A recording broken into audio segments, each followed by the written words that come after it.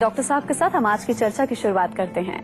Blood में uric acid का बढ़ना यानी प्रोटीन की अधिकता एक गंभीर समस्या है। तो ऐसे में डॉक्टर साहब आपको सबसे पहले ये बताएंगे कि यूरिक एसिड है क्या। जी डॉक्टर साहब विस्तार से बताइए। देखिए, यूरिक एसिड जो है हमारा जो मेटाबॉलिज्म है, जो एसिड का बढ़ना यानी प्रोटीन की अधिकता एक गंभीर समस्या है। तो ऐसे में डॉक्टर साहब आपको सबसे पहले ये बताएंगे कि यूरिक एसिड है क्या। जी डॉक्टर साहब विस्तार से बताइए। देखिए, यूरिक एसिड जो है हमारा जो मेटाबॉलिज्म है, जो पाचन है, हमारा खाना जो खाते हैं, तो पचने के बाद काफी सारे बाई प्रोडक्ट्स हमारे बॉडी के अंदर बनते हैं, जो जिनको कि हम वेस्ट प्रोडक्ट्स भी बोलते हैं। तो ये जो प्रोडक्ट्स हैं, इनमें से एक है यूरिक एसिड, और ये बाई प्रोडक्ट होता है एक प्यूरिन करके कुछ तत्व होते हैं हमारे भोजन के अंदर, जो ज्यादातर जो है नॉनवेज जो हम खाते हैं या हाई प्रोटीन डाइट अगर हम ज्यादा खाएं, अल्कोहल का सेवन करें, तो इन चीजों में एक प्यूरिन करके एक तत्व होता है। ये प्यूरिन का जब मेटाबॉलिज्म होता है तो वो यूरिक एसिड में बदल जाता है। थोड़ा ध्यान से समझने की जरूरत है, क्योंकि कई बारी हमारे ब्लड के अंदर यूरिक एसिड बढ़ा हुआ होता है, हमें उसके बारे में कुछ पता नहीं रहता, और अगर हम उसको ध्यान से नहीं समझेंगे, उसको समझने की कोशिश नहीं करेंगे, तो इसके काफी भयंकर दुष्परिणाम होते हैं, और ये किडनी में भी खराबी पैदा कर सकता है। किडनी की डिजीज भी इससे होती, यहाँ तक भी होता है कि यूरिक एसिड बहुत ज्यादा हो। जोड़ों का दर्द तो एक आम देखने को मिलता है, लेकिन किडनी पर भी इसका काफी बुरा असर पड़ता है। गुड़गांव से हमारे दर्शक धीरज जुड़े हैं, उनसे बात कर लेते हैं। जी धीरज, पूछ सकते हैं आप क्या पूछना चाहते हैं? हाँ जी, सर से बात हो रही है। सर जी बहुत नमस्कार। हेयर फॉल हो रहा है काफी। Hair fall? हाँ जी बिल्कुल। अच्छा, हेयर फॉल मतलब कब से चल रहा है आपका? मेरे को बहुत लंबा समय हो गया, मतलब मेरे को 3-4 सालों से लगातार धीरे धीरे झड़ते रहे हैं। अच्छा, उम्र कितनी है अभी आपकी? मेरी 20 साल है। 20 साल है केवल उम्र? हाँ जी बिल्कुल। देखिए, इतनी यंग एज में अगर आपका हेयर फॉल हो रहा है तो डेफिनेटली आपको थोड़ा सा सीरियसली सबसे पहले ये सोचना चाहिए कि what could be the cause, क्या कारण हो सकता है उसका, क्योंकि उम्र तो नहीं है अभी बाल झड़ने की आपकी। और इस विषय पर बहुत काफी बार हम बात करते हैं और काफी डीप हमने इस पर चर्चा की है, काफी गहराई तक जो पहुंच करके इसको समझने की कोशिश की है। अगर हम ज्यादा एसिडिक फूड खाते हैं, ज्यादा हम जो पित्तवर्धक भोजन खाते हैं, बहुत ज्यादा जो है जिसमें तीखापन या बहुत ज्यादा एसिडिक चीजें, खटाई या नॉनवेज, अल्कोहल, तम्बाकू, सिगरेट या चाय, कॉफी, जितने भी उत्तेजक पदार्थ हैं, इनका अगर हम सेवन करते हैं, या बहुत जंक फूड का सेवन करते हैं, उसमें भी एसिडिक चीजें बहुत होती हैं। इसके अतिरिक्त जो दूसरा कारण है वो है मानसिक तनाव, मेंटल स्ट्रेस, बहुत बड़ा कारण है। या रात को देर से सोना, या बहुत ज्यादा जो है एक इर्रेगुलर लाइफस्टाइल होना, या बालों की केयर ना करना। बालों की अगर हम प्रॉपर केयर करते रहें तो हेयर लॉस हमारा नहीं होगा। और अगर हम बालों की देखरेख बिल्कुल नहीं करते और उसकी जगह, देखरेख की जगह हम जो है बालों को खराब करने में जो लगे हुए हैं, विशेष रूप से जो हम कलरिंग करते हैं, हाईलाइटिंग करते हैं, या कई बार जो है केमिकल्स का प्रयोग करते हैं, जेल लगाते हैं, या आजकल जो इवन हेयर केयर के नाम पर जो हम शैम्पू वगैरह प्रयोग करते हैं, उनमें मोस्टली जो है they are full of chemicals.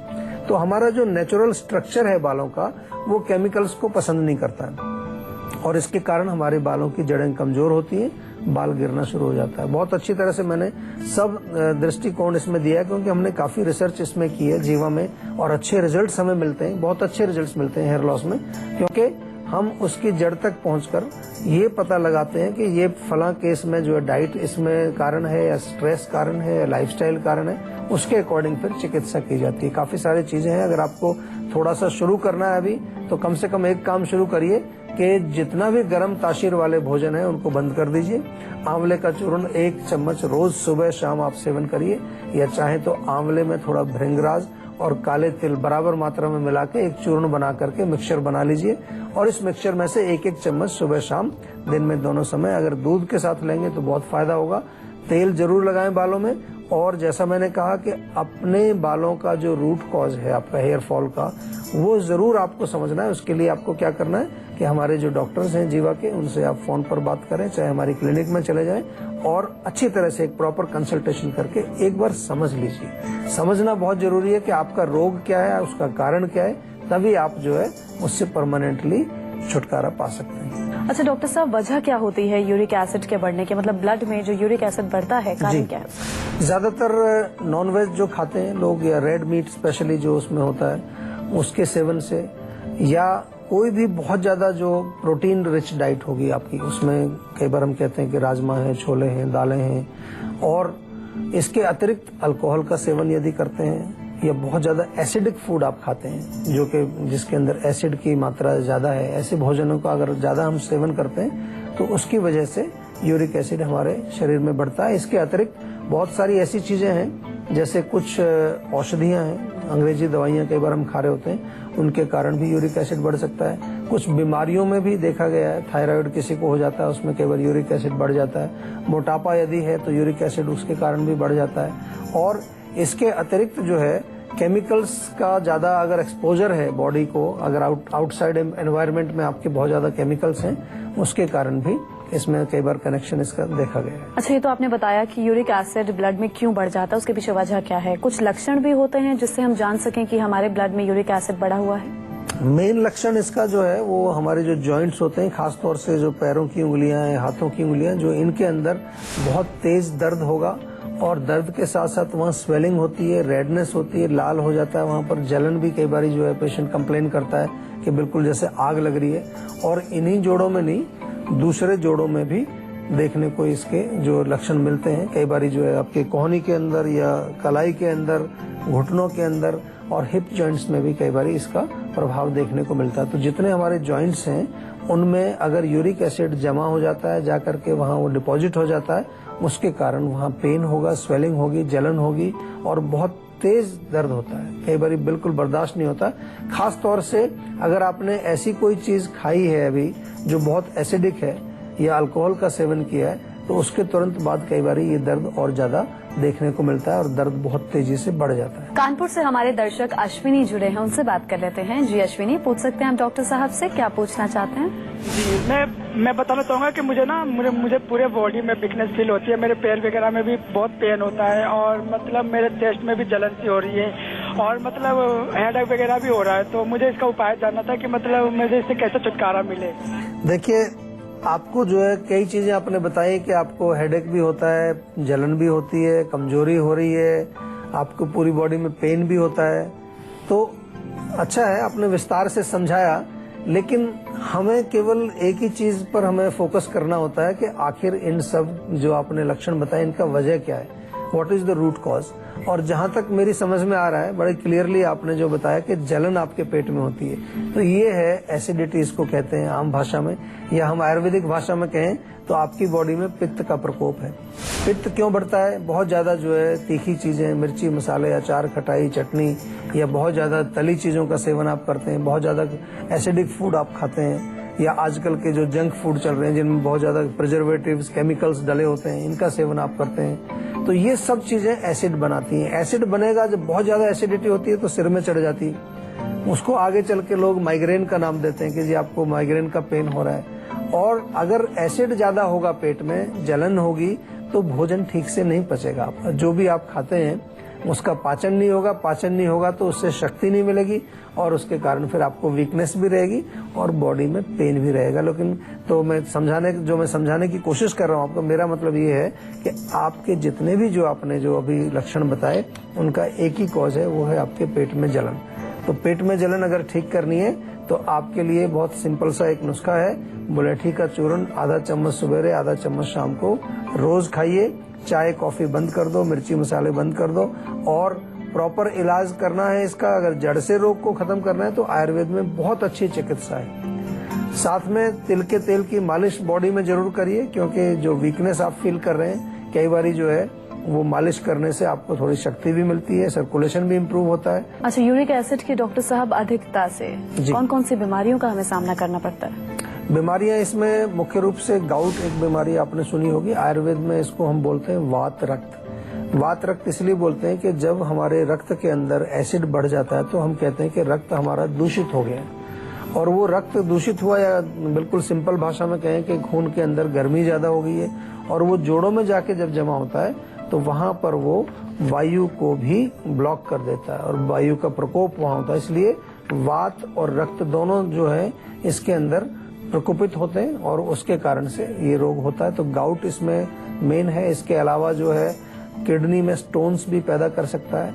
कुछ क्रिस्टल्स इसके बन जाते हैं जब ये जोड़ों में जम जाता है, जिनको यूरेट्स बोलते हैं, और वो क्रिस्टल्स जमा हो जाते हैं तो वो आपके घुटने के जो जॉइंट है उसको भी जो है प्रॉब्लम कर सकता है, और आपके हिप जॉइंट को भी वो कई बार खराब करने में जो है वो काफी इम्पोर्टेंट रोल प्ले करता है। प्लस इसके अतिरिक्त जो है जो रोग है, मेनली इसका जो रोग है वो गाउट इसको हम कहते हैं, और वात रक्त उसको हम आयुर्वेद में कहते हैं। चलिए अब बारी है आज की संजीवनी की, जिसमें डॉक्टर साहब से हम जानेंगे कि क्या करें जब बढ़ जाए यूरिक एसिड। जी डॉक्टर साहब। देखिए, यूरिक एसिड बढ़ा तो जैसे हमने कहा कि एसिड है तो इसके विपरीत हमें चीजें लेनी चाहिए। एल्कलाइन डाइट आपको लेनी चाहिए। नारियल पानी बहुत अच्छा काम करता है। नारियल पानी खास तौर से अगर किडनी में अगर कुछ यूरिक एसिड है या कुछ वहां पर क्रिस्टल्स जमा है तो नारियल पानी बहुत अच्छा काम करता है इसमें। या पानी भी पिए आप, 2-3 लीटर पानी रोज पिए, उससे भी फ्लश आउट होता है। इसके अतिरिक्त जो है अगर एल्कलाइन डाइट की बात करें तो केला आप खा सकते हैं, केला बहुत अच्छा है। तरबूज का सेवन आप कर सकते हैं या सेब का सेवन करें, 1 एप्पल आप रोज खाएं। गाजर और चुकंदर का जूस, तो डाइट से काफी कुछ फर्क पड़ सकता है। अगर आप अपने डाइट में थोड़ा बदलाव लाएं और एल्कलाइन चीजें आप ज्यादा खाएं तो बहुत जल्दी आपको रिजल्ट देखने को मिलते हैं। खास तौर से फिर इसमें विशेष रूप से आपको यही ध्यान रखना है कि जब आप चिकित्सा कर रहे हैं या अपने यूरिक एसिड को आप कंट्रोल करने की कोशिश कर रहे हैं, उस समय आप एसिडिक फूड का सेवन ना करें। गाजियाबाद से हमारे दर्शक शिवम जुड़ गए हैं, उनसे बात कर लेते हैं। जी शिवम, आप पूछ सकते हैं डॉक्टर साहब से, क्या पूछना चाहते हैं?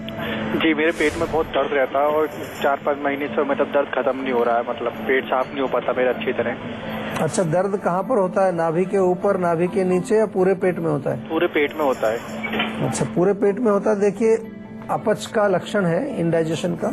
कभी कभार विशेष प्रकार के कुछ वॉर्म्स या कीड़े भी होते हैं, उनके कारण भी दर्द हुआ करता है।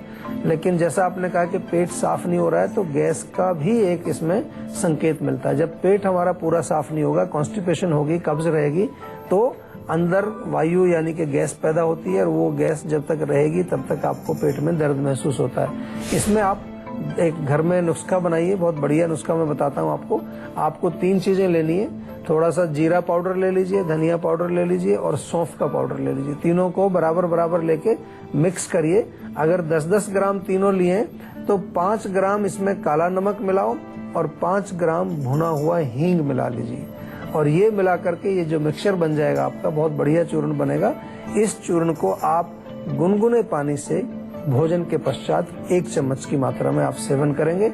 आपकी गैस भी नहीं बनेगी, आपका पेट भी साफ रहेगा और आपका जो पेट में दर्द होता है वो भी ठीक हो जाएगा। लेकिन फिर भी यदि आपको लगे कि कॉन्स्टिपेशन अभी बनी हुई है तो 1 चम्मच त्रिफला चूर्ण भी आप रात को गुनगुने पानी से या गुनगुने दूध के साथ सेवन करेंगे तो आपका पेट भी साफ रहेगा, पाचन भी और अच्छा हो जाएगा। तो आज हम यूरिक एसिड पर बात कर रहे हैं। अब डॉक्टर साहब आपको ये बताएंगे, यूरिक एसिड ना बढ़े आपके ब्लड में तो ऐसे में आहार या फिर किन चीजों को लेकर आपको सावधानी बरतनी चाहिए या फिर परहेज करना चाहिए जो कि आपकी सेहत के लिए फायदेमंद साबित होगा? जी डॉक्टर साहब। मुख्य रूप से जैसा मैंने कहा कि एसिडिक फूड्स आपको नहीं खाने चाहिए यूरिक एसिड के लिए। चाय है, कॉफी है, नॉनवेज है, बहुत ज्यादा खट्टी चीजें हैं, मिर्च मसाले हैं, अचार हैं, या हाई प्रोटीन डाइट। बहुत लोग जो आजकल बॉडी बनाने के चक्कर में प्रोटीन बहुत ज्यादा खाते हैं, तो इसका आपको ध्यान रखना है। डीप फ्राइड चीजें हैं, बहुत तली चीजें, जैसे कि आजकल फ्राइड में काफी सारी चीजें होती हैं। फ्राइड चिप्स होते हैं, पोटैटो चिप्स होते हैं, या फिर जो है पराठा है, समोसा है, पकोड़े हैं, ये जो चीजें हैं। और उसमें विशेष रूप से तीखी चटनी वगैरह के साथ इनको जब सेवन किया जाता है तो ये यूरिक एसिड का अगर प्रॉब्लम आपको है और आप थोड़ा सा जो है यूरिक एसिड के प्रोन है, यानी कि लग रहा है कि आपको बढ़ने वाला है, बॉर्डर लाइन पर है, तो इन चीजों को त्याग देना चाहिए। और जैसा मैंने आपको पहले भी बताया कि एल्कलाइन डाइट यानी कि एसिड के जो विपरीत जो भोजन है, जो चीजें हैं, उनका सेवन आपको ज्यादा करना चाहिए। अब बारी है आज की संजीवनी टिप्स की, जिसमें डॉक्टर साहब आपको बताएंगे कि एनर्जी बढ़ाने के आहार कौन कौन से होते हैं। जी डॉक्टर साहब बताइए।